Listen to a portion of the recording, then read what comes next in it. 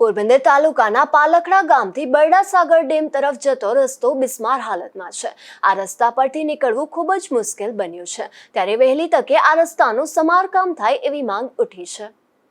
આ રાણી ખડાધારવાળા રસ્તા પર 200 થી 250 ખેડૂતોની વાડી અને ખેતરો આવેલા છે અને હાલ થોડા દિવસોમાં મગફળીનો પાક તૈયાર થશે, ત્યારે ખેડૂતોને મગફળીનો પાક તેમના ઘર સુધી લઈ જવામાં ખૂબ જ મુશ્કેલી પડશે, કારણ કે બંને બાજુ ગાંડા બાવળો ફેલાઈ જવાથી ટ્રેક્ટર અને ટ્રક નીકળી શકે તેમ નથી। અને આ બાબતે ખેડૂતોના જણાવ્યા મુજબ પોરબંદરના ધારાસભ્ય, જિલ્લા કલેક્ટર, મામલતદાર અને ક્ષાર અંકુશ વિભાગને અવારનવાર છેલ્લા 4 મહિનાથી લેખિત અને મૌખિક અનેક વખત રજૂઆતો કરવા છતાં ખેડૂતોનું કોઈ સાંભળતું નથી તેવું સ્થાનિક ખેડૂતો જણાવે છે।